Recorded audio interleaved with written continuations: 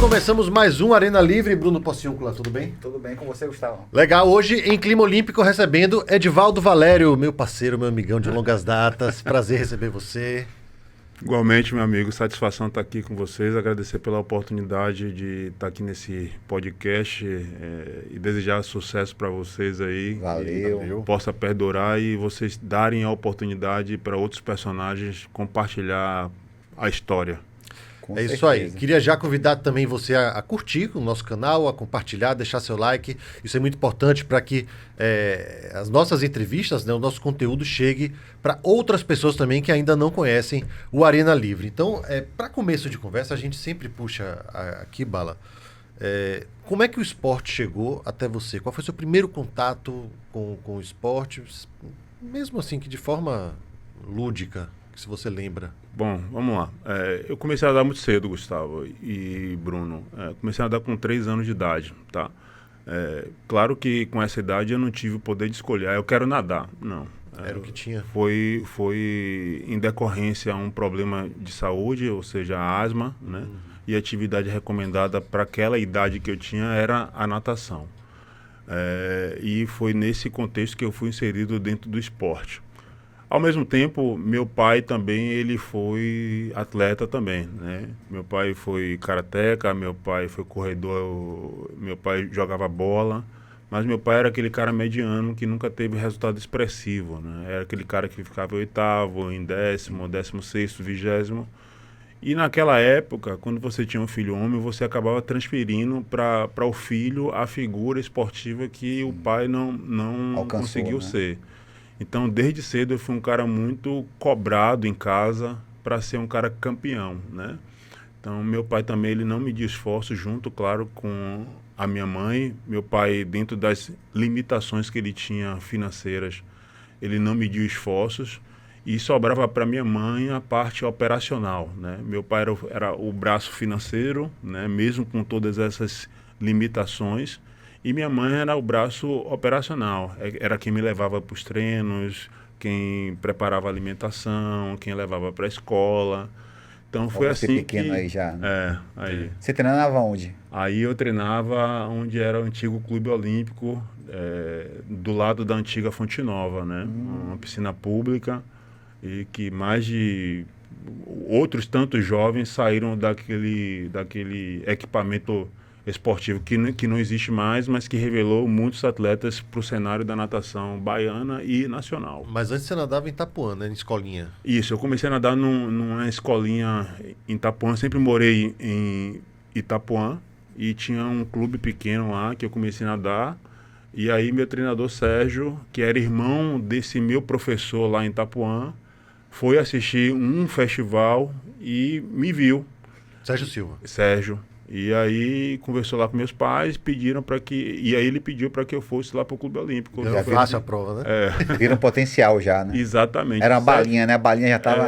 Sérgio sempre teve esse olhar técnico e ele enxergou em mim um grande potencial, né?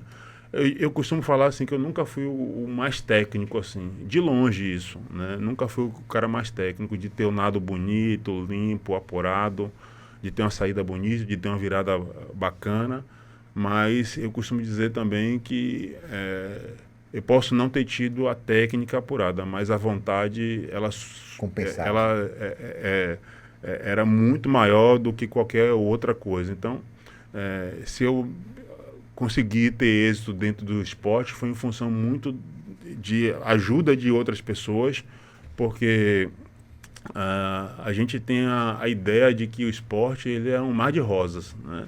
E viver de esporte, principalmente aqui no Brasil, aqui na Bahia, é complicado, né? Então, para me manter dentro do esporte foi bem difícil, né? Como eu disse, a família ela tinha uma limitação financeira que impossibilitava de ter, por exemplo, grandes equipamentos, de poder viajar e participar de eventos fora do estado. De ir confortavelmente ao treino, né? Num carro. Exatamente, eu andava de ônibus. Até a alimentação ser bem balanceada, né? Tudo isso influencia, né? E eu sempre morava em Itapuã e sair de Itapuã até a Arena Fonte Nova. Lá, Fonte Nova, era um desgaste muito grande.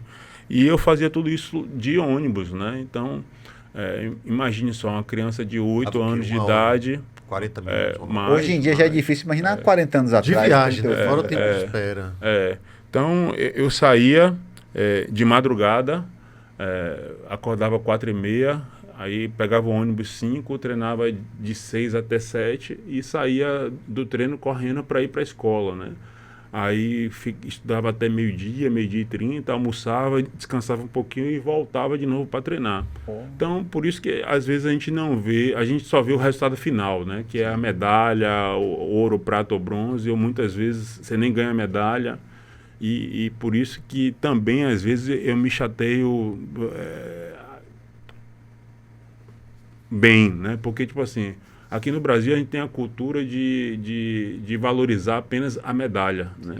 O primeiro, o segundo e o terceiro. Pô, mas aí eu fico pensando, pô, já pensou se eu fosse quarto lá na Olimpíada, né? Isso não iria ter valor, né? Então, aqui no Brasil, infelizmente, a gente só cultua a medalha, né? E eu tive a competência de participar de uma edição e ganhar a medalha nessa edição, né? Mas a minha trajetória ela não foi fácil, né? Foi bem difícil. Eu tive que contar com a ajuda de outros pares, de outros atletas que muitas vezes faziam rifa para arrecadar dinheiro, para viajar, para poder viajar, e às vezes o dinheiro não dava, às vezes dava para pagar a passagem. Eu dormia escondido em alguns hotéis. Às vezes dava para pagar a hospedagem, eu pegava carona com algum grupo, né?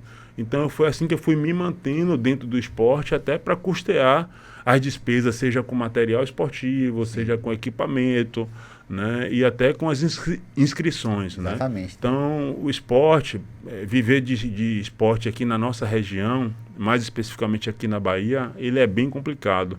Era lá atrás, hoje ainda é, mas acho que não tanto quanto antes. Hoje tem desculpe, hoje tem não é uma facilidade, né, mas tem um incentivo extra, que são os programas públicos, né, de incentivo. A prefeitura tem, o governo do estado tem, o governo federal tem. Então tem muitos atletas contemplados, não só os de altíssimo rendimento, mas os de alto rendimento e ainda de médio rendimento. Eu acho que isso aí... E o de iniciação esportiva também. Não tinha na sua época. Não. Era muito mais difícil. Por isso que eu digo que, tipo assim, a gente só costuma ver e a gente não acompanha também, que é outra coisa que me chama a atenção. A gente não acompanha aquele atleta. Por exemplo, hoje eu fico feliz até, mas ao mesmo tempo fico triste quando acontece uma edição de Jogos Olímpicos. Você vê uma mobilização lá na rede social incrível, né? Gente que nunca torceu, nunca acompanhou, mas está lá postando, vibrando, comemorando. Mas isso não pode ser somente naqueles 15 dias, anos, né? e naqueles 15 dias que tem os Jogos Olímpicos, né? Porque senão a gente acaba caindo naquele esquecimento e a gente não valoriza. Por exemplo, eu tenho certeza que ninguém nunca tinha ouvido falar de Caio Bonfim, que foi o medalhista olímpico na marcha atlética. Marcha atlética, isso. Então, eu tenho certeza que muita gente nunca tinha ouvido falar dele. Assim como Darlan, do arremesso lá de peso também. Sim. Assim como tantos outros atletas. Pio do salto com... Isso, né, do salto... Salto à distância, né? Não, dos 400 metros, 200 metros e 400 metros. Esqueci o nome dele, Alisson dos Santos, né? Isso. Então, tipo assim, tem muitos atletas hoje do salto com vara, que foi medalhista de ouro também. Né? Thiago Braz. Isso. Então, tipo assim, ao mesmo tempo que a gente vê essa mobilização durante os Jogos Olímpicos, mas e depois? E aí a gente entra naquela história de qual o legado que fica dos Jogos Olímpicos, né? Exatamente. Né? Pô, só vale naquele ano que tem os Jogos, né? E depois disso, o que é que vai fazer? Quem que vai aparecer? Né? E as modalidades? E era justamente esse questionamento que eu fazia e que eu esperava que a minha medalha trouxesse, por exemplo. Que um novo Edivaldo Valério surgisse e tivesse um programa, por exemplo, para revelar e escalar isso e potencializar para que o novo Edivaldo aparecesse, né? Ou seja, tem 25 anos que eu ganhei a medalha olímpica e muito dificilmente isso irá acontecer nos próximos anos, apesar de ter alguns programas, como você trouxe, tanto pela prefeitura, tanto pelo governo estadual, quanto pelo governo federal. O que eu alcancei foi um feito inédito que eu acho que dificilmente isso vai acontecer aqui de novo, que foi o fato de eu ter ganho a medalha olímpica treinando e morando aqui em Salvador. Sim. Né? Eu costumo dizer que essa medalha ela foi genuinamente baiana, né? Porque eu não precisei ir para fora para buscar uma estrutura e até mesmo profissionais para que eu pudesse ter esse suporte e ganhar medalha. Então, eu treinei, morei e com profissionais aqui da Bahia, né? O que valoriza ainda mais a conquista. Sim, né? sem dúvida. Sua ida para o Vasco foi pré-Olimpíada e só para ir pelo Vasco, né? Foi uma oportunidade, na verdade, muito mais do que mais a preparação já tinha sido toda feita. Não, tudo aqui. Na verdade, o que aconteceu naquela época? O Vasco veio aqui em Salvador, me contratou, mas eu não precisei ir para o Rio de Janeiro. Você treinava eu aqui continuava mesmo. treinando Só aqui competia e nas pelo competições eu representava o clube. Né? Fui lá só ser apresentado. Exatamente, fui Miranda. fazer a com mídia, Miranda. a apresentação. Na época eu estava lá naquele auge. Foi bem legal e eu tenho uma memória boa. Eu lembro como se fosse hoje. Eurico fez a apresentação, pra você ver o status até que eu tinha Sim. naquela época, né? Eurico que fez a apresentação, foi eu, Viviane, Matheus, Fábio Lima também estava. E eu nadei por 2 anos lá no Vasco, representando o clube, e tive essa possibilidade também de representar outros clubes também, não somente o Vasco. Depois também eu representei o Flamengo, representei o Unisanta, representei o Grêmio Náutico União, onde eu morei por 2 anos em Porto Alegre, representei Minas né? Ganhou Tênis. aqui a gente tem uma foto Aí, pré-Vasco. Exatamente. Aí Mas foi olha só que pódio Com fraco. seus parceiros aí de revezamento, né? Pra você ver, eu estava usando o apoio que eu recebi, Da Baneb, né? e foi isso, inclusive, que é até legal a gente falar. Esse patrocínio foi do Banco do Estado. Isso. Você vê o Baneb, Baneb. que ele não Antigo existe Baneb, mais. Mas o que me possibilitou sonhar com a medalha foi justamente o patrocínio do Banco do Estado, né? Porque esse patrocínio foi um projeto a médio e longo prazo. E é outra coisa que a gente não tem paciência aqui no Brasil. A gente tudo é pra muito ontem, né? imediatista. A gente quer resultado para agora, para amanhã, para depois de amanhã. E esse projeto aí me possibilitou treinar ou ter segurança pelo menos durante o ciclo, né? Sim. E aí eu tive possibilidade de viajar, de participar das competições, de ter equipamentos bacana, para que eu pudesse ter a estrutura suficiente. E ali você viu ali, Gustavo nadava pelo Pinheiros, ou pelo Vasco, e o Xeré pelo Flamengo, né? E eu era um intruso ali que treinava e morava em Salvador, no meio daqueles grandões ali, né? Mas ali foi bom também porque me deu a possibilidade de estar entre os maiores, né? Porque Xuxa e Gustavo, naquela época e hoje ainda, sempre tive admiração por eles. Só que lá atrás, você não tinha a possibilidade que você tem hoje de ter, por exemplo, essa ferramenta aqui, né? Sim. Que estreita muitos caminhos, né? Naquela época você não tinha acesso à internet, né? E então era você muito... ligar para um cara desse, você tinha que esqueça. se preparar o bolso para falar 20 minutinhos. Você lembra da internet que era de escada? Quando tinha que conectar um certo horário. Depois de meia-noite era um pulso só, você ficava o dia todo se pagando Exatamente. Sábado, 2 da tarde. E quem tinha era o Barão, né? Então, tipo assim, mesmo com essas questões todas, o acesso ainda era muito difícil. A internet grátis só veio aí uns anos depois, eu acho. Então, tipo assim, o que me possibilitou e idolatrar esses 2 atletas aí foi revista, jornal, TV, porque a internet, quem tinha era meio que rei, né? Então, eu acompanhei a carreira desses 2, e aí, naquele pódio ali, foi que eu tomei gosto e quis continuar por ali, naquele meio. E quando você começou a nadar, você falou que seu pai botava uma certa pressão para você ser campeão. Você pensava já em Olimpíada mesmo? A minha meta é Olimpíada, participar da Olimpíada e tentar uma medalha? Não, eu nunca criei essa expectativa. Isso ficou mais a cargo de meu pai e de Sérgio também. Mas isso foi uma coisa que foi com o passar aqui dos anos. Eu não comecei a natação criando esse sentimento, né? Comecei a bater recorde baiano, aí depois eu comecei a bater recorde norte e nordeste, aí eu comecei a participar de campeonatos nacionais, aí ganhava uns, perdia outros. né? E, então, tipo assim, quando eu comecei a me inserir dentro desse ambiente de pódio, junto com os grandes, foi que de fato, pô, acho que aqui dá, velho. Acho que aqui dá. 96, eu costumo dizer que como foi que despertou isso? De pensar claramente na possibilidade de ir para uma Olimpíada. Apenas ir. Eu nunca pensei em ganhar medalha. Sim. Eu pensava, pô, eu queria ir para uma Olimpíada. Disputar. Participar. Não é nem disputar, participar. Eu queria estar lá. 96, eu estava sentado e eu tive a oportunidade já de contar até para Gustavo isso. Para você ver como é importante. E quando eu faço as palestras, hoje, ou seja, para um grupo de escola ou de atletas mesmo, eu costumo falar isso. A gente precisa ter referências. Né? Seja ele na parte esportiva, na parte profissional, na parte familiar, na parte espiritual. Todo mundo tem que ter referência para saber onde é que ele tem que chegar. Uhum. Então, eu desde cedo mirava Gustavo e Xuxa.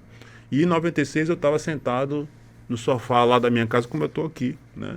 E eu vi Gustavo Borges ganhar 2 medalhas olímpicas, né? E aí eu falei, porra, bicho, eu queria estar nadando junto com esse cara. Só que em 96 eu era apenas campeão regional, campeão norte e nordeste. Não tinha um título de expressão nacionalmente. Então era bem distante. Mas em 96 eu vi Gustavo Borges ganhar duas medalhas e eu falei, pô, eu queria estar junto com esse cara. Aí o que foi que eu fiz? Na época eu estudava ainda na escola, né? Aí como não tinha acesso à internet, rede social, Gustavo Borges saiu na capa de um jornal, eu recortei a foto, coloquei na contracapa do meu caderno escolar, porque todo dia eu ia para a escola, todo dia eu tinha que abrir o caderno e todo dia eu olhava aquela imagem e me motivava diariamente. Até naqueles dias que eu estava cansado, porra, hoje eu não tô afim aqui de treinar não. Quando eu ia para a escola, que eu abri o caderno, eu via a foto dele. Olá, vou treinar. Aí eu falei, porra, velho, eu falei que eu queria estar junto com o cara, então eu tenho que, mesmo cansado, eu tinha que treinar. E foi assim que eu fui me mantendo nesses anos. Então, despertou esse sentimento de Olimpíada. Em 96, quando eu vi Gustavo Borges ganhar 2 medalhas, peguei a foto dele, coloquei na contracapa do meu caderno escolar, sofri bullying com uma zorra naquela época, botando foto de homem no caderno. E naquela época você tinha muita revista de adulto, né? Você tinha que botar a foto lá da mulher de biquíni e tal, não sei o quê. Aí eu botei a foto lá de E não sei se ainda é moda, mas era moda nos anos 90, né? Você fazer uma capa lá estilizada. Aí você botava durex, revestia a capa. Ia passando assim, ficava bonitinho. Tá vendo? Você é da minha época. Aí a galera me sacaneou muito, pô, botando foto de homem, mas eu sabia o meu propósito, por que eu estava fazendo aquilo. Então todo dia que eu ia para a escola, né, de segunda a sexta, todo dia eu abria o caderno, todo dia eu me motivava. 96 eu era campeão norte e nordeste, 98 eu estava nadando no campeonato mundial com o Gustavo, 99 eu estava nadando no campeonato pan-americano com ele, e 2000 eu estava nadando e participando dos Jogos Olímpicos junto com o Gustavo. Então, para você ver como, às vezes, e a gente precisa sair desse discurso, mas sem ter objetividade. Eu idealizei, agora eu fiz com que acontecesse tudo isso. Foi atrás, né? Eu não medi esforços. Eu fiquei 4 anos obstinado em treinar. Abdicou de muita coisa. Muita coisa. Da minha juventude, pô. Eu não tive praticamente infância. Meus amigos estavam lá na rua brincando e que naquela época você podia brincar lá na rua de golzinho, de 7 pedras, de fura-pé, de empinar pipa.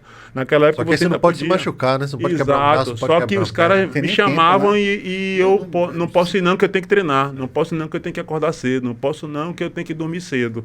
Então eu abri mão da minha juventude, né, para ir em busca de um sonho. Então eu idealizei, mas também, ao mesmo tempo, eu fiz com que acontecesse. Não foi algo esperando o acaso. Eu construí. Por isso que quando as pessoas falam que eu dei sorte, eu não aceito. Né? Com certeza. Eu não aceito. Só pode ter te acompanhado em algumas situações. Mas a sorte fica muito para o acaso, Gustavo. Para o acaso. Tipo assim, porra... Aqui ali, ela sempre acompanha alguém, mas geralmente é quem se dedica. Isso, só que a sorte, eu costumo resumir da seguinte forma. Trabalhar muito. Sorte. eu pego as primeiras letras da sorte, pego sorte, pronto. Eu dei sorte, né, velho? Pronto, sorte. Suor, organização, resiliência, trabalho e eficiência. Sim. Essa sorte eu dei, velho. Isso. Eu respondo assim, pra essa galera que não valoriza a construção que eu tive que fazer para ganhar a Pra chegar medalha. até lá, né? Tudo que eu abri mão. Agora, Então, dizer eu que a não sorte é muito aceito. cara de pau também, né? Pois é, mas é porque a galera não sabe a história. Ah, mas peraí, mas aqui, ó, não tem como não saber, porque ela tá registrada, deixa eu mostrar aqui, na minha câmerazinha, tá registrada em livro, pelo meu grande amigo, a quem eu mando um beijo, Rafael Carneiro. É um livro lindíssimo, eu li assim que ganhei, esse livro vai completar 10 anos na minha mão já com dedicatória, tudo mais. É uma história lindíssima, muito bem contada, e não só isso, né? Tá documentado em vídeo. Isso. Você voltou a Sydney com Eduardo Oliveira, com o Isso, Diogo. isso. Conte pra gente como é que foi essa Foi no documentário Bala d'Água, que tá no YouTube. execução do documentário. Dirigido por Eduardo Oliveira, nosso grande Que amigo. tá no seu canal do YouTube. Isso. Assim, eu nunca imaginei na minha vida que eu ia ganhar a medalha olímpica, né? Claro que depois de certo tempo a gente tem que começar a mentalizar isso, porque as coisas caminharam para esse caminho, né? Virou uma coisa que possível, ao mesmo tempo que muitos duvidavam que um dia eu pudesse ir para lá, ao mesmo tempo era possível sonhar com a conquista. E aí, Rafael, quando veio me dizer que ele estava pensando em escrever um livro, eu falei, porra, que livro. De maluquice. Pô, eu dei descrédito total, velho. Assim, eu não acreditei que isso um dia pudesse ser possível. Aí ele começou, velho, a gente vai uns 4 a 5 meses aí, vou ter que coletar muita informação, revisitar a história, ver foto, recorte aí de jornal, se você tiver e tal. Eu falei, Conversar porra, com velho, essa exceção de familiares. saco, porra, velho, isso aí nunca vai acontecer, velho. Só que aí eu vi o negócio tomando corpo, falei, rapaz, a parada acho que vai sair mesmo, né? 4, 5 meses, ele me passava por capítulo, né? Aí eu falei, porra, o cara tá afim mesmo lá de fazer, né? Não vou ter custo nenhum, é esforço dele e tal, não sei o quê, porra, massa.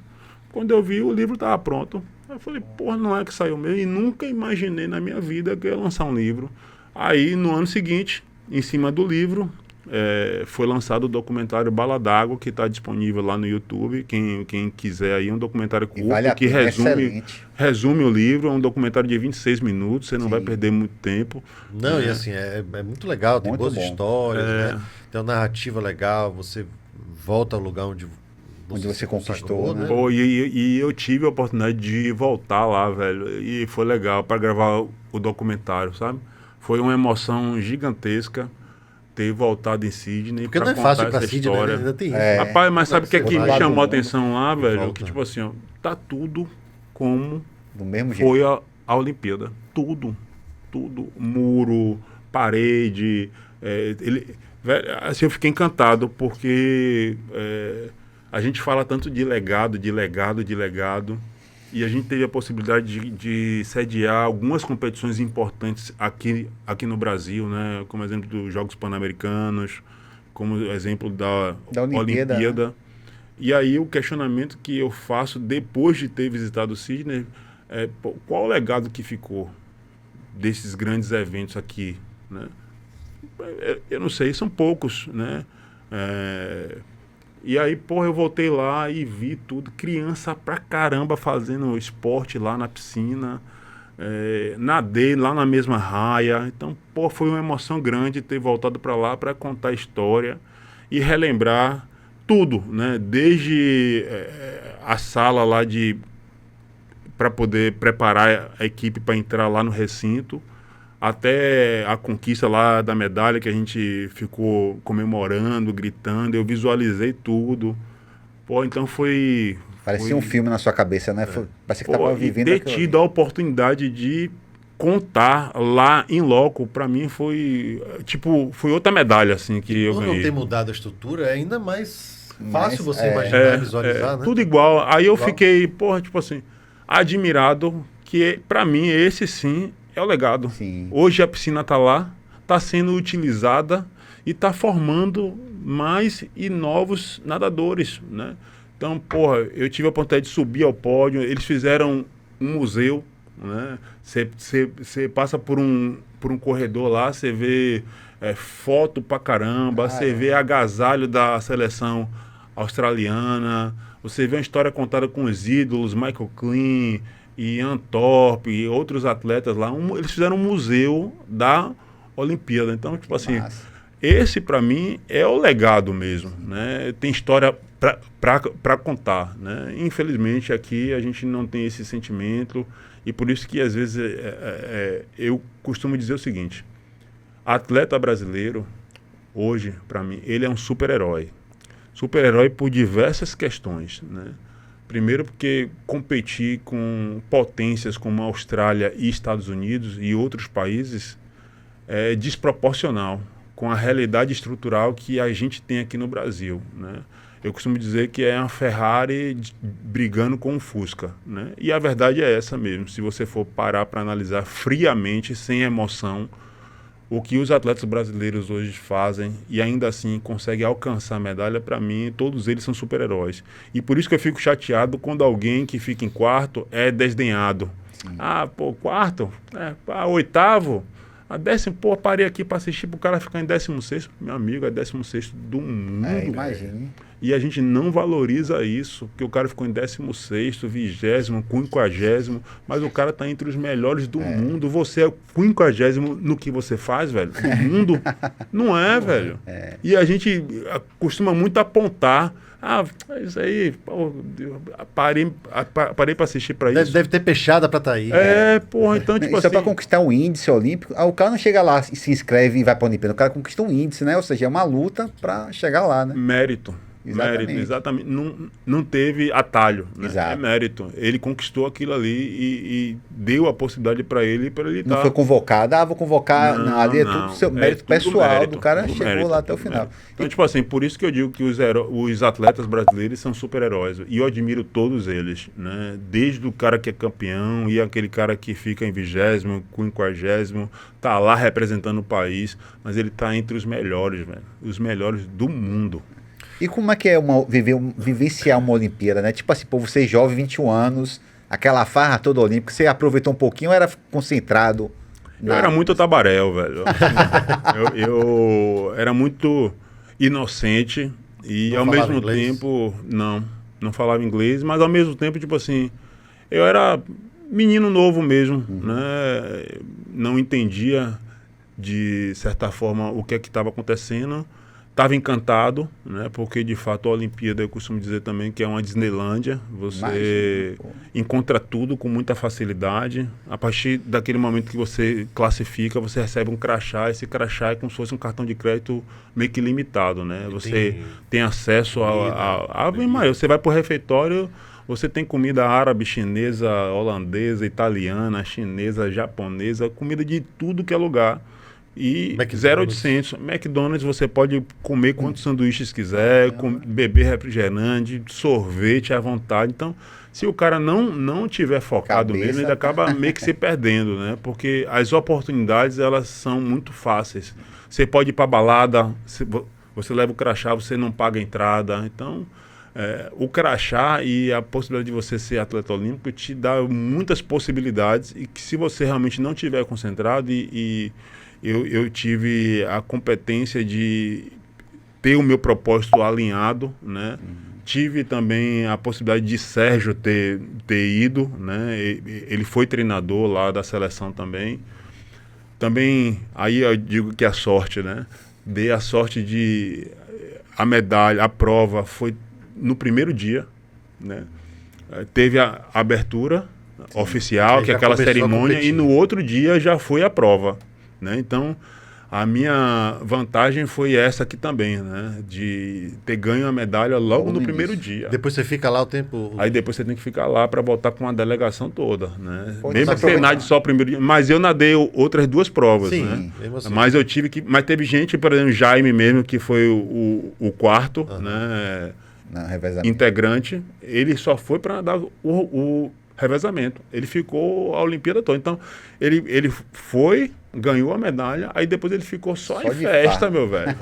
Só em festa. E você E tá encontrava dando certo. outros atletas que você imaginava, pô, eu tô perto do atleta tal, atleta tal. Sim, diversos atletas. Pô, quando eu ganhei aquela prova, Guga tava lá assistindo. Guga tava lá assistindo a prova. Tem isso, né? Os atletas também têm acesso à arquibancada. São eles solidários, vão são assistir solidários, a eles, prova. eles vão assistir. Guga tava assistindo a prova, pô. E Tava Guga lá. tava no auge naquela loco. época, né? 2000, Exatamente. Ele era, exatamente. tipo, Roland se não me engano, Garros, ele né? era líder do ranking mundial. Exatamente. Eu tava perto ali E naquela aí a época. gente se depara com atletas que você dificilmente teria possibilidade, Hortência, Oscar, a galera lá do vôlei, esse Bernardinho. é. Então, tipo Você tá assim, aí. você se coloca no meio daquelas feras, velho. Então, realmente é um encantamento. Se o atleta não tiver focado, ele acaba meio que se perdendo.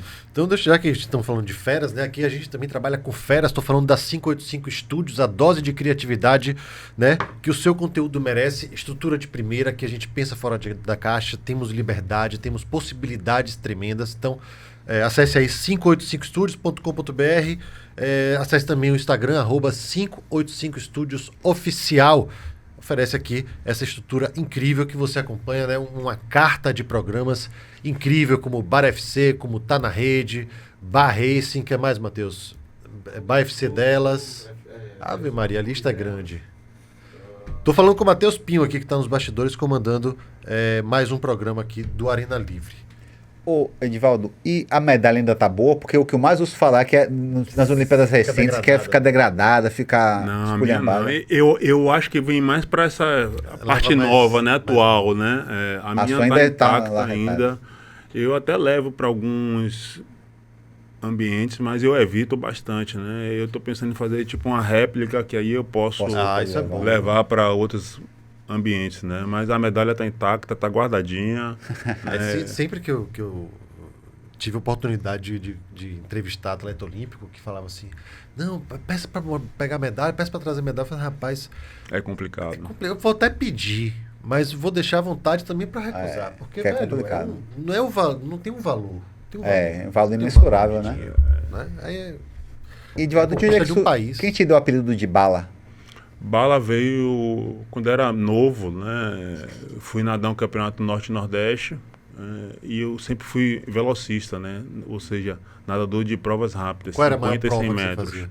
100? Rapaz, eu costumo dizer que eu fui nadador de base, assim, de garoto, que eu nadava tudo. Eu nadava desde provas curtas de 50 metros até assim, provas longas de menino 1.500.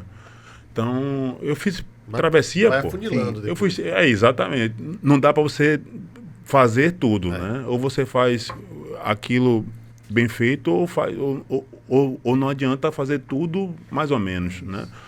Então, desde cedo eu fui atleta que nadava tudo, mas o apelido veio de uma competição, um Norte e Nordeste em Fortaleza, que eu fui nadar um regional, fui nadar o 50 livres. O 50 livres é a prova mais rápida que tem. Normalmente ela, naquela idade, ela durava 25 segundos, né? Ou seja, não pode ter erro. É uma prova curta, é a menor que tem. E se você tiver erro para você recuperar, Não dá é bem nem tempo. difícil. Aí o que foi acontecer? Eu fui nadar 50 livres, o juiz deu a partida, todo mundo pulou, eu fiquei preso, nervoso, né? Eu não pulei, eu vi todo mundo entrar lá na água, olhei para um lado, olhei para o outro, todo mundo já estava já na água, e aí eu pulei atrasado. Pulei, ultrapassei todo mundo e bati o recorde do campeonato. Então, quando eu saí, o pessoal, pô, rapaz, senador, parecendo uma bala, parecendo uma bala. Aí o apelido ficou Edivaldo Bala Valério. Que massa. Muito bem. Você falou mais cedo em legado, né? E eu acho que você conseguiu trazer um legado para cá. Eu não sei se você pode explicar para a gente qual foi o seu grau de participação, mas trazer a piscina olímpica literalmente para Salvador.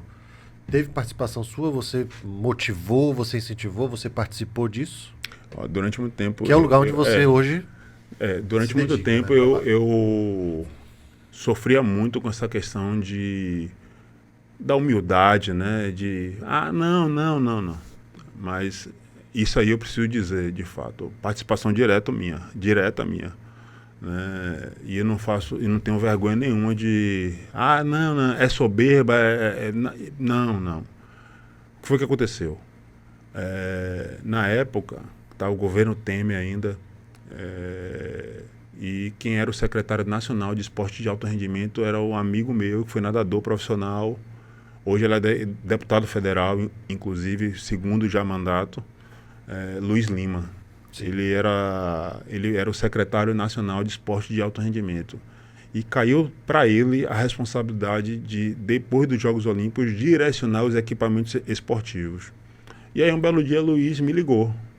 Ediva, que ele me chama de Ediva. Ediva, meu amigo, eu tô pensando em doar uma das piscinas para Salvador. O que você acha? Eu falei, porra, Luiz, se você fizer isso, você vai fazer um golaço.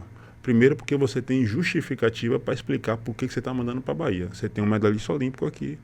Você tem 2 atletas que na época estavam arrebentando, ainda não eram medalhistas, né? Você tem a Ana Marcela, você tem a Alan aqui do Carmo. E a Bahia sempre teve a tradição de revelar grandes atletas. Então você tem justificativa e você tem apelo para mandar para cá. Ele, pronto. Como é que eu faço para falar com alguém aqui da prefeitura? Eu falei, não, isso aí eu me responsabilizo. Se eu conseguir, você manda para cá? Mando. Aí foi na época que eu falei com o Jorge Cury, que trabalhava lá na prefeitura, que ajudou a organizar a Copa em 2014. Sim, aqui. Ele era da Secretaria Municipal. Isso. Aí eu consegui o contato de Jorge Cury. Aí Jorge Cury começou a tratar com Luiz Lima já. E a piscina veio em função desse contato que eu tive com o Luiz Lima, explicando para ele a necessidade que a Bahia tinha, porque naquela época a piscina que era do lado da antiga Fonte Nova tinha sido aterrada, né? Ainda não existia a piscina do estado, a gente estava sem piscina, e eu sinalizei para ele a necessidade, sim, de trazer a piscina para cá. E foi desse jeito que eu participei. E depois foi uma questão mais administrativa, foram quase 3 anos para que a piscina realmente viesse para cá. Como é que ela vem? Como é que ela chega? Isso é uma curiosidade que todo mundo tem. Essa piscina ela é muito tecnológica, né? E ela vem como se fosse peças de quebra-cabeça, né? São placas metálicas. Grandes, sei lá, 1 metro, 2 metros. São placas que teve que vir em 3 carretas. Caramba.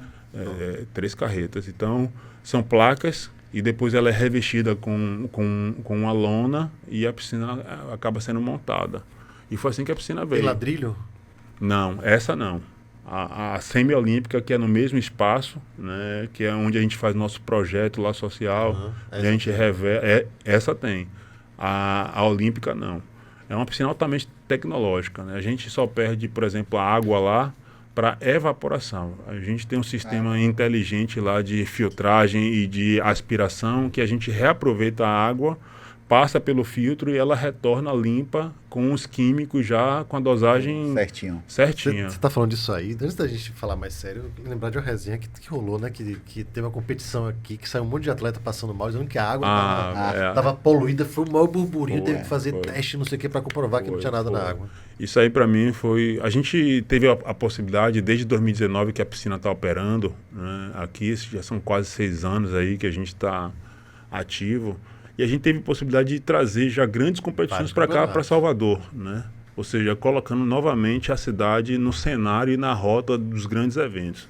A gente já sediou campeonatos regionais, a gente já sediou campeonatos nacionais, a gente já sediou campeonatos sul-americanos, que foi de polo aquático.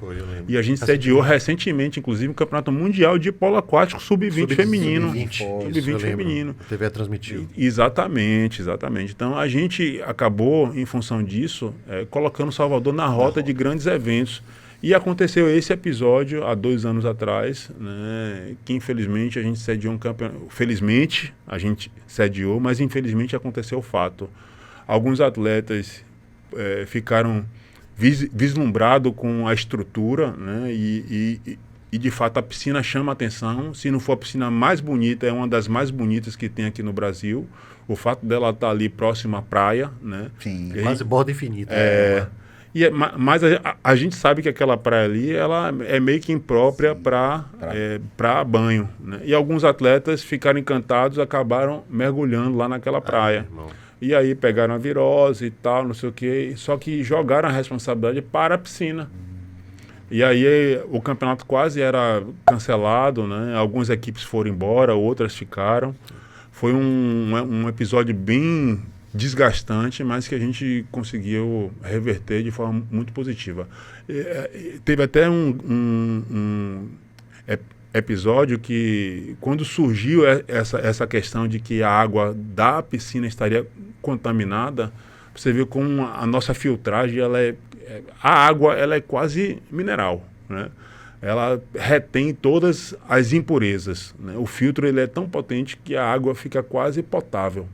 E a gente brincou, inclusive, eu peguei o copo de água lá na piscina e tomei, bebi, né? Para mostrar, de fato, e mostrar segurança e mostrar a nossa capacidade no que a gente faz, né? Então, aconteceu isso, foi um fato bem triste mesmo, mas a gente conseguiu reverter. E nesses 6 anos, você ali acompanhando tal, surgiu boas esperanças na natação baiana, dali daquela piscina? Bom, qual é o nosso papel hoje lá, né? O nosso papel é fomentar e revelar. A gente, apesar de ter uma equipe de alto rendimento lá, a gente entende as nossas limitações também no que diz respeito a atleta de alta performance, né? Então, nosso papel hoje está mais no sentido de revelar para a natação baiana e que os clubes hoje que tenham estrutura melhor absorvam. E né? tem iniciação esportiva. Exatamente. Então, a gente tem 2 piscinas lá. A piscina lá de 50 metros fica direcionada para o alto rendimento e a piscina de 25 metros fica direcionada para a iniciação esportiva e até o aperfeiçoamento. Então, aqueles atletas que são identificados pela nossa equipe, ele é absorvido na nossa equipe de alto rendimento e se algum clube tiver interesse, ele pode levar esse atleta. Então, o nosso papel hoje está mais em ajudar a natação com essa retroalimentação que a gente faz do nosso projeto social para levar para a nossa equipe e que ele possa, dentre tantos atletas que a gente já revelou, tem atletas que estão lá no CEP, tem atletas que estão lá no Yacht Clube, tem atletas que estão na Associação Atlética, tem atleta que está na Aquários, tem atleta que já rodou todos os clubes aí. E ainda já. assim, vocês ganharam recentemente em algumas categorias a última etapa, né, de Nima de Mar Aberto. Sim, é isso. Então, tipo assim, ao mesmo tempo que a gente tem um trabalho de iniciação, a gente tem um trabalho de alto rendimento, a gente já ganhou alguns eventos aqui, seja de mar aberto, seja provas aqui de piscina. Mas, como eu disse, o nosso papel hoje ele está muito alinhado com o sentido de revelar que dali, na verdade, seja um celeiro, né? Sim. Ou seja, a gente está recebendo atleta e está revelando para a natação, deixando a natação cada vez mais forte. E assim, você falou de clubes agora, a gente aqui na Bahia não tem muitos seus clubes de futebol, por exemplo, são de futebol, porque lá no Rio tem Flamengo, Vasco, que investem no esporte olímpico. Aqui na Bahia tem esse problema de só investem em Mas futebol, os clubes né? sociais, né? E os clubes sociais diminuíram muito, né? Porque agora só tem o iate, associação, não sei se ainda nem tá muito assim, né? Você acha que essa diminuição de piscinas, que acabou Tem o diminuindo, Costa né? Verde, tem o Espanhol. Mas assim, as escolas também, antigamente minha escola tinha piscina, meu colégio, hoje em dia tem, as escolas maiores têm, né? Mas as médias não tem. Você acha que isso influencia também na busca de um atleta de natação? Com certeza. Eu costumo dizer o seguinte, muitos clubes sociais hoje estão passando por dificuldade em função do IPTU, né? Então, alguns clubes tradicionais fecharam já suas portas. Exemplo disso é a própria Associação Atlética, que era um clube, hoje é outro clube, reduziu drasticamente o seu espaço. A gente tem um Baneb, que eu nadava lá no Costa Azul, que fechou. A gente tinha um clube da Braskem, que era a antiga Eco, que fechou. Escola, né? A gente tem outros clubes também que já fecharam as portas, né? Eu não vou me lembrar, né? O Baiano ainda está, né? Mas também reduziu bastante. Então, tipo assim, em contrapartida, você tem essa questão da segurança pública, que é uma coisa que chama atenção hoje, né? Dos perigos existentes já na nossa sociedade. Também, ao mesmo tempo, você vê os condomínios hoje subindo com a piscina semiolímpica. É verdade. Né? Então, você tem que lidar com alguns fatores que impactam diretamente na formação do clube, né? Então, se eu tenho um problema aqui de segurança pública, como é que o pai vai permitir que o filho pegue um ônibus ou vá andando para aquele clube diante dessa realidade? Se ele tem dentro lá da casa dele a piscina. Então a gente luta com algumas questões que de fato dificultam a vida aqui do clube social. Mas ainda assim, eu acho que a gente tem alguns clubes aí que são bem tradicionais. O CEP, por exemplo, é um clube muito forte aqui. CEP, ADEP. O IAT também Costa é forte, Verde, né? o IAT é muito forte. O IAT está tão estruturado que o IAT tem um programa da lei de incentivo, né? Então, que ajudou Isso muito. é importante demais. a gente falar, porque você está falando aí dos problemas de IPTU e tem um programa municipal, né, que há uma negociação com essa questão da cobrança do IPTU. Que é uma contrapartida. É uma contrapartida, eles absorvem, né? Rapaz, esse é um programa alunos fantástico, e Gustavo, atletas de que baixa renda. as pessoas precisam conhecer. A prefeitura, de fato, tem um programa fantástico que está salvando alguns clubes sociais. Hoje acho que são 11 clubes que são beneficiados. É um programa chamado... Recentemente teve uma assinatura, Isso, né, de contrato. foi semana passada. Forçada. É o programa chamado Salvador Social Clube. Hoje tem 750 crianças que são beneficiadas em função desse programa. Como é que esse programa acontece? Os clubes sinalizaram que estão com dificuldade para pagar o IPTU, até pelo tamanho lá do terreno, o custo é muito elevado, enfim. Aí eles sinalizaram isso, o que foi que a prefeitura hoje criou através da nossa secretaria e do nosso secretário Júnior Magalhães, um programa chamado Salvador Social Clube. O que é que ele dá? Contrapartida na isenção do IPTU, só que a contrapartida para a prefeitura é que o clube absorva alguns atletas, alguns alunos da rede municipal de ensino que façam atividade esportiva dentro do clube. O clube custeia com profissional, custeia com fardamento, custeia com transporte e custeia com lanche. Né? E o lanche, o nosso secretário brinca direto, não é lanche negócio de saquinho, não. É lanche que o associado come na lanchonete. Então não há uma diferenciação dos alunos da rede municipal para o associado. Então você vê clubes sociais hoje e tradicionais e de poder aquisitivo que estão inseridos dentro desse programa. Né? O Yacht Clube, ele é beneficiado, o Espanhol é beneficiado, o CEP é beneficiado, o Costa Verde é beneficiado, Paranapanema, Vitória é beneficiado. Então os clubes hoje absorvem as crianças da rede municipal fazendo esporte. Por exemplo, a gente tem crianças, mais de 50 crianças que fazem vela lá no Yacht. Que massa.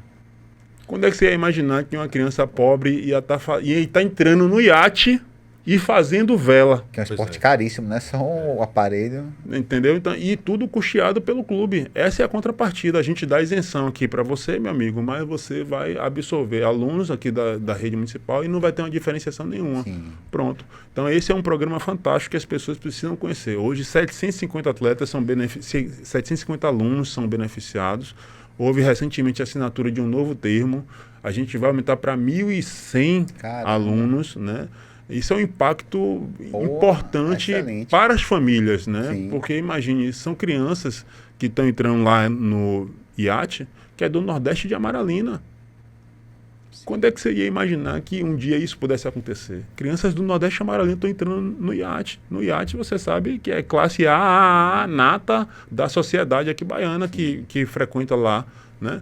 Então você tem crianças do Nordeste de Amaralina tendo acesso e uso das dependências do IAT. Uma excelente estrutura. Agora tem outros clubes também que fazem a mesma coisa, né? Outras modalidades, tem natação, tem judô, tem karatê, tem futevôlei, tem futsal, tem basquete, tem vôlei.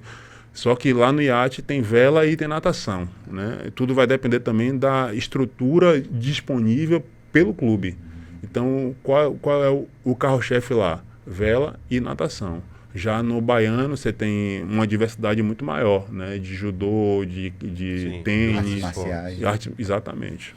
E em breve também, você está falando aí de legado, de poder mirar coisas grandes, né? A gente vai ter aí uma arena multiesportiva também aqui na cidade. Bob não.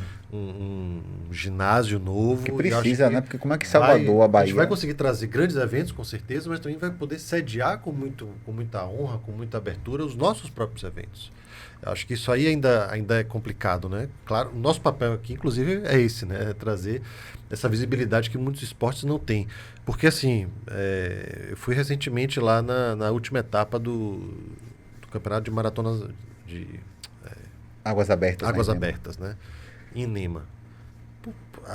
A quantidade de clubes, né? Não só daqui da Bahia, mas do Brasil, né? Você falou como é o Clube Gaúcho lá? Grêmio Náutico União. O Grêmio Náutico União, que ganhou, inclusive, uma das categorias.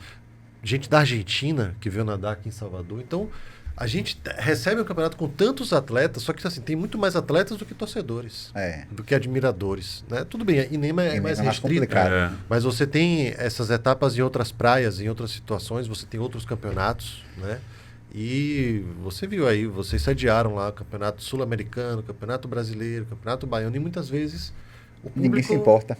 Não se importa, Infelizmente. não tem um atrativo, acha que não vai ser legal, que não vai ser curioso, sabe? Eu acho que é uma oportunidade de, quando você vê qualquer competição de alto rendimento, isso aí é tão diferente do que a gente está acostumado, com a realidade que a gente está acostumado, que eu acho tão incrível que eu acho que tem que ser realmente divulgado, fomentado e o ginásio... Exato, porque a gente vê muito nas Olimpíadas, pessoas assim, a Globo devia transmitir, quando é um esporte que não é futebol, a Globo devia transmitir, a televisão aberta devia transmitir, aí se vai para a TV aberta, quem é que assiste?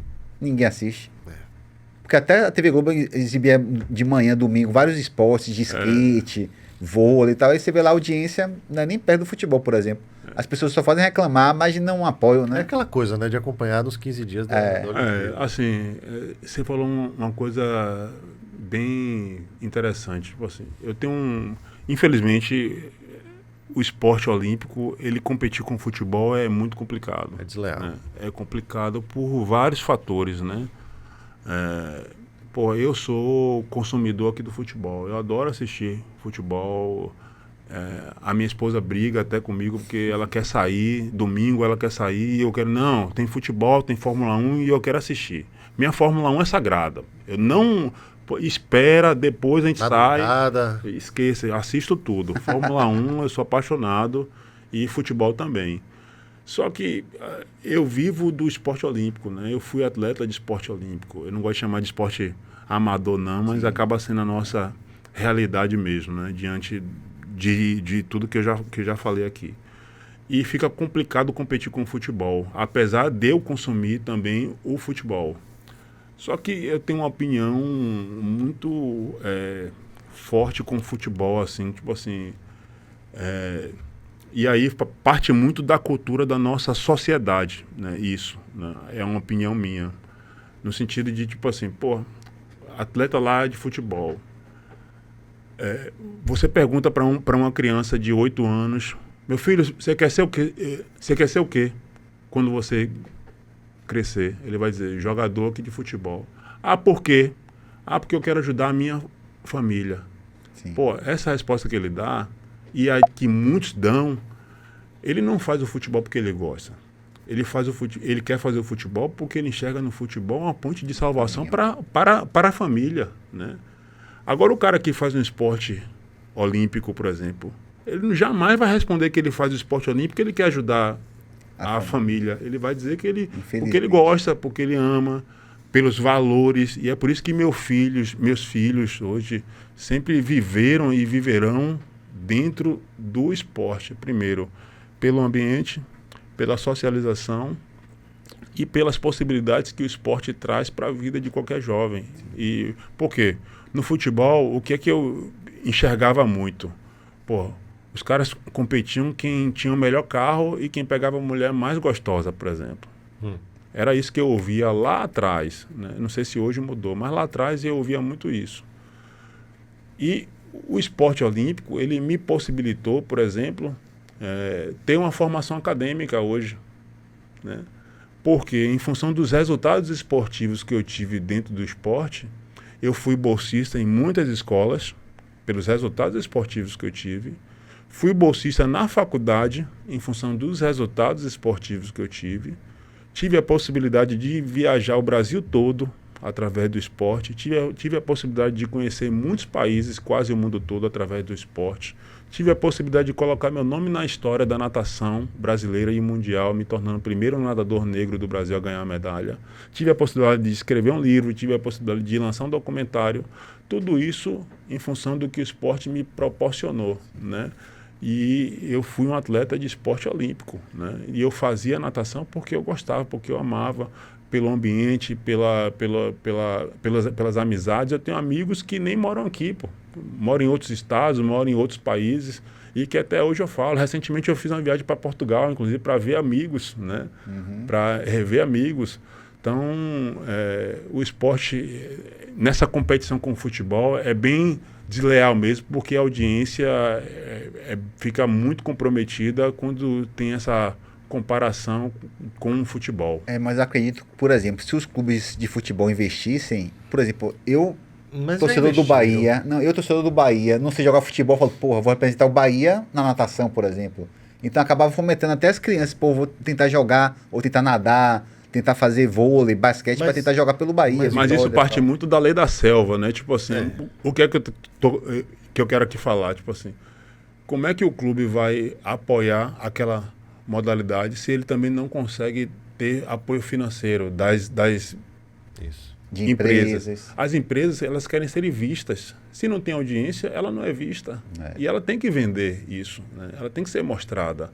Então, infelizmente, isso está muito casado ao que eu disse, a questão do sentimento hoje da sociedade como um todo. Ela enxerga somente o futebol como uma vitrine, né? Uma vitrine. Agora você falou que amava o futebol. Desculpa te interromper aí, Gustavão. Você falou que amava a natação e tal. E qual é a sua relação hoje com a piscina? Porque Xuxa, Fernando Scherer, falou que odeia a piscina, não aguenta entrar na piscina hoje em dia. E você, qual é a sua relação? Eu não vou dizer que eu odeio, não, porque eu tenho muita gratidão a tudo que eu tenho hoje. Eu tenho uma casa própria em função do que o esporte me possibilitou também. Eu estou hoje trabalhando na gestão pública pelo que o esporte me possibilitou, em função da formação acadêmica, em função da visibilidade. Então, muita coisa do que eu tenho hoje, eu tenho uma gratidão em função aqui do esporte. Mas o fato é que eu parei de nadar em 2009. E eu fiquei mais ou menos 5, 6 anos depois que eu parei sem entrar na piscina. Eu criei meio que um trauma também. Assim como o Xuxa, eu também criei o trauma. Só que o meu eu já consegui superar. Xuxa ainda não. Então, eu fiquei muito tempo também afastado. Eu ia para confraternização com alguns amigos e quando eu ia, que tinha ambiente, que tinha piscina, a galera caía lá na piscina, me chamava, bora bala, bora bala. Eu falei, não, irmão, vá lá, brinque, curta, vou ficar aqui mesmo. E tal, no seco. No seco. Então, eu criei um trauma, mas eu consegui estabelecer algumas estratégias também para estar inserido dentro do esporte em função desse trauma com a natação, né? Que foi me desafiar em função de questões de saúde, emagrecimento e do próprio ambiente. Então, eu fui criando estratégias ao longo desses últimos anos, eu diria os últimos 3, 4 anos, me desafiando, propondo ações em modalidades que eu nunca vivenciei, exemplo da corrida. Você virou maratonista, né? Correu maratona. Corri maratona. Correu maratona, já virou maratonista. Rapaz, mas foi um sofrimento retado, viu, velho? Eu corri 3 meias maratonas, foi tranquilo. Quando eu fui correr a maratona, meu velho... Você correu qual maratona? Maratona Salvador. No ano passado. Um calor, meu amigo, um sol. Era um sol para cada um.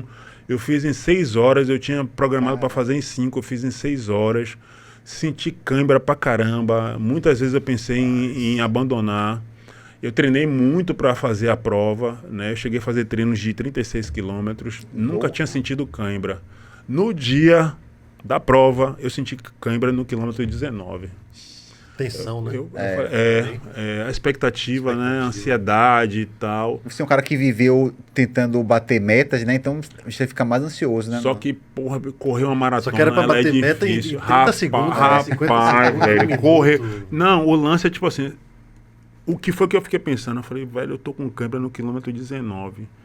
Para chegar nos 42, como é que eu vou chegar? Na metade. Se tá no 19, eu tô sentindo câimbra, como é que eu vou completar essa prova, meu velho? Mas não rola banana no meio? Mas não tem como. Se deu câimbra, já era, parceiro. Não tem como você evitar. Não tem como.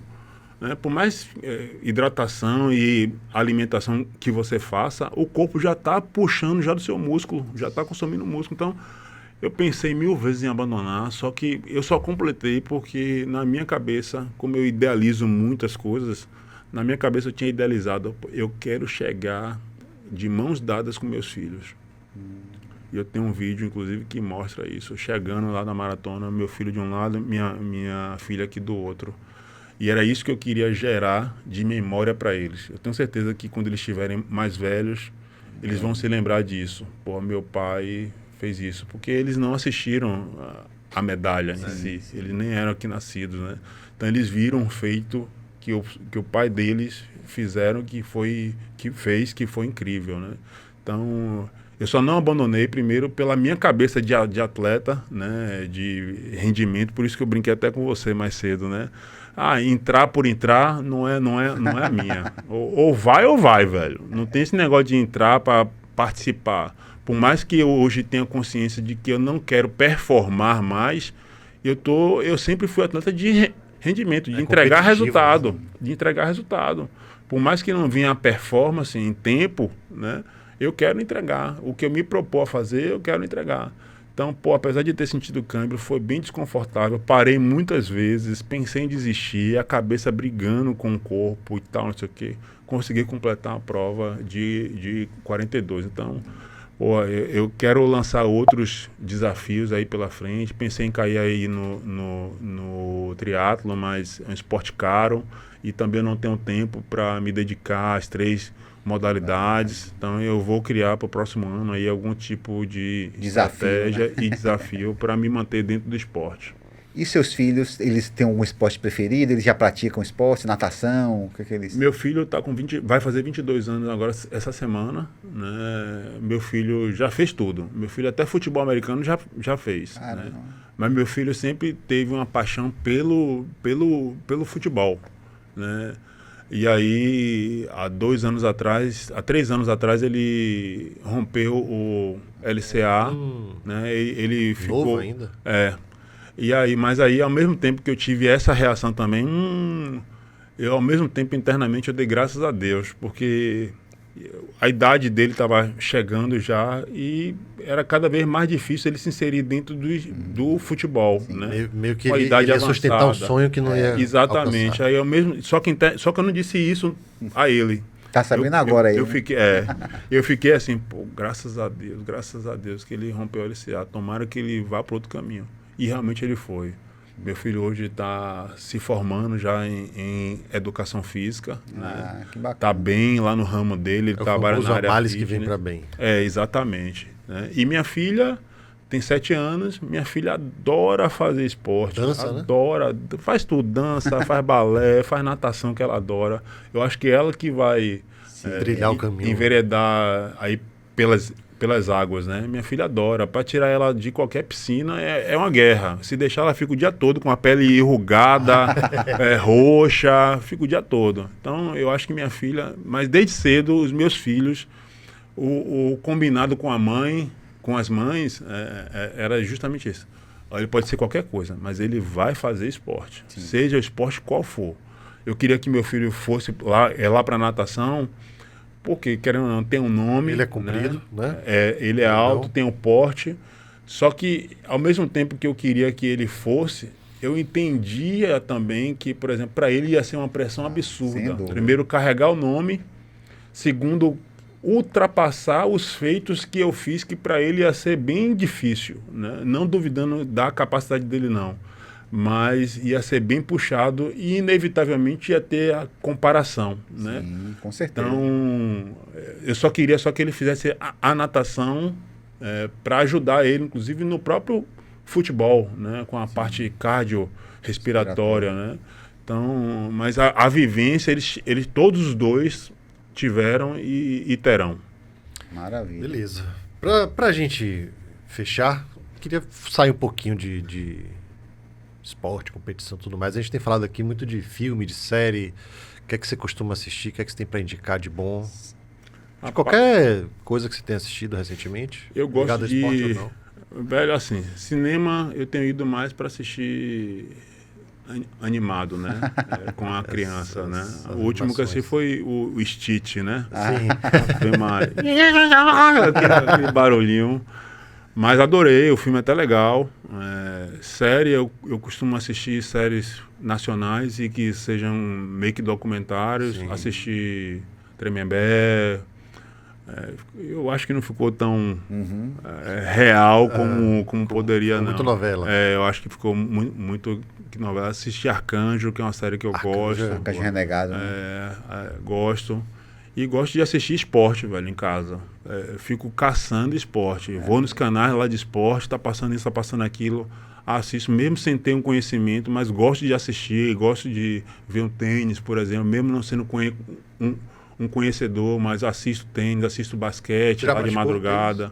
Joguei algumas vezes, mas não tenho... Brincando. Brincando, mas não tenho aptidão, mas... experimentei, né? Beach tênis, por exemplo, hoje já tá na moda beach tênis.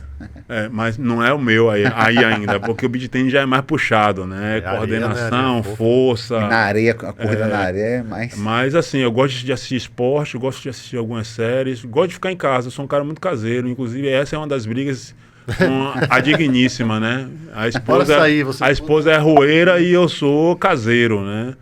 E aí a gente fica meio que no consenso. Ó, dia de sábado a gente sai, domingo eu fico em casa. Pra ver todos os esportes, né? Domingo é dia sagrado da Fórmula 1. Domingo é família, almoçar em família e tal, não sei o quê. Então sábado eu vou para onde você quiser. Quer ir para um lugar que eu não quero ir, mas eu vou.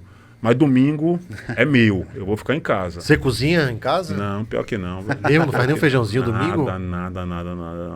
Eu sou preguiçoso. Isso aí realmente... Sua parte é a segunda, né? Comer. Só. Assim, tipo Degustar. assim... Graças a Deus hoje eu tenho uma família muito bonita, dois filhos, linda, né? Vivo em função deles, assim. Minha filha, um amor. Figuraça, né? Nunca imaginei que, assim... Apesar de ter um filho homem, mas filha mulher é diferente, né? Pô, chega em casa, minha filha me abraça, me beija, deita lá comigo, só dorme lá comigo, só come lá comigo, estuda lá comigo, enfim. Então, porra, eu graças a Deus tenho 2 filhos maravilhosos, tenho uma esposa maravilhosa. No trabalho eu estou bem, assim, dentro das minhas possibilidades, né? Mas estou bem, estou realizado porque ajudei e entendi que a minha missão era ajudar mesmo. A natação está cada vez mais forte e é isso que eu tenho feito, né? Abrir caminhos, era o legado que eu queria que a minha medalha trouxesse na época. Isso não aconteceu, mas hoje, em função de eu estar à frente de um equipamento importante, é isso que eu busco realizar, né? Deixar a natação cada vez mais evidente e que tenha a possibilidade de surgir o quanto antes um novo Edivaldo Valério, sem criar aquela pressão, sem criar aquela expectativa, mas que não dá para ficar mais 25 anos esperando um baiano medalhista olímpico, né? Eu acho que agora a gente tem grandes possibilidades, né, com o Guilherme Caribé, mas o Guilherme Caribé já está morando lá nos Estados Unidos tem 2, 3 anos, mas não deixa de ser baiano. Sim. E eu acho que ele, na próxima edição de Jogos Olímpicos, e eu falo isso para os pais dele direto, torço muito para que ele ganhe a medalha, ele tem caminhado nesse sentido, pelos resultados que ele vinha alcançando recentemente, o credencia de fato a ser um postulante a ganhar a medalha olímpica. E eu torço muito para que isso aconteça, porque eu não quero ficar carregando esse título, primeiro, de ser o único negro, apesar dele não ser negro. Lá no né? arenalivre.com a gente tem acompanhado bem a carreira dele, né? Brilhou aí no Pan Júnior. Teve recentemente também por pouco para ganhar medalha, acho que no Mundial. Isso. Mas já está quebrando recorde seu, né? Ele já bateu todos os meus recordes aqui. Né? Deixou nada. Deixou nada. Pulverizou. Mas o esporte é isso. É isso mesmo. Um quarto de século já se passou, né, velho? Pô, superar gerações. Eu não quero me eternizar, não, porque eu já estou eternizado aqui com isso é verdade. livro, né? Eu já estou com documentário. A minha história já está escrita. Nome, Galvão, bora. Vamos bala. Então, tipo assim, a minha história já está escrita, velho. Assim, e nada vai apagar. Nada vai apagar. Então é hora de outros atletas terem espaço. E eu torço muito, falo isso para os pais dele toda hora. Velho, Gui vai ser campeão, Gui vai ganhar medalha. Torço mesmo para que isso aconteça. Uma última reflexão, já que a gente já está caminhando aqui para o final. O fato de eu ter sido o único nadador negro do Brasil a ganhar uma medalha, isso é uma coisa que eu queria deixar para que a gente refletisse o porquê disso, né? Já se passaram 25 anos e eu sou o único nadador negro do Brasil a ter ganho a medalha olímpica. Aqui na Bahia a gente tem uma população estimada em 82% dela negra e parda, né? E a gente brinca aqui que a Bahia é a África fora da África, né? No Brasil, essa proporção é de 55% de negros e pardos. Por que diante desses números altos, eu sou o único nadador negro do Brasil a ter ganho uma medalha olímpica, né? Com esse índice alto de população e eu ter sido o único, né? E não pode ficar demorando mais tanto tempo para isso acontecer, né? Então, é uma reflexão que eu acho que isso está muito em função das oportunidades e das possibilidades. Eu consegui, né? Hoje o cenário é outro, né? A sociedade é outra. Uma coisa que chama a atenção é que do jeito que a sociedade hoje avança, é curioso que cada vez menos a gente vê que as pessoas querem ter esforços para construir aquilo. Elas estão criando um sentimento meio que de pertencimento, de que alguém tem que dar, alguém tem que ajudar, que o governo tem que auxiliar, que fulano... Não. Antigamente era a gente que transpirava, era minha mãe que transpirava, que me levava para treinar, que fazia comida, que isso, que aquilo, que pedia ajuda, que fazia rifa para arrecadar dinheiro. Atrás. Então, houve uma transpiração, né? Mas hoje a gente vive em um mundo bem diferente e que a gente tem que voltar a ter aquela disposição de fazer acontecer, como eu tive lá atrás, né? Maravilha, ótima reflexão mesmo, né? Tá na hora já de mudar esse ambiente, né? O sistema. Isso. Mudar o sistema. O sistema, né? MF, parceiro. Agradecer aqui a 585 Estúdios mais uma vez, né? A sua dose de criatividade na produção de conteúdo audiovisual. @585 Estúdios Oficial. Tem lá o 585estúdios.com.br também para você se informar, conhecer melhor toda a estrutura aqui, né? Uma equipe nota 1000 trabalhando nos bastidores para oferecer esse e outros conteúdos audiovisuais. Agradecer ao meu parceirão Edivaldo Valério Bala mais uma vez. Brunão, até a próxima. Até a próxima. A gente volta no próximo episódio, com certeza, com um papo muito interessante sobre esporte, saúde e bem-estar. Com certeza, até lá. Encerro aqui a minha participação desejando sucesso e que você crie essas portas para que outros personagens, porque a gente precisa disso, de espaço para falar, para divulgar, para difundir, para criar esperança e sentimento em outras pessoas, né? Que eles não sejam lá medalhistas olímpicos, né? Mas sejam campeões da vida e que vocês possam dar oportunidade para esses outros tantos personagens que terão pela frente. Sucesso aí. Com certeza. E que a gente possa se ver outras vezes. Com certeza. Sem dúvida. Você tem portas abertas aqui. Valeu, gente. Valeu, Tchau, tchau. Tchau, tchau.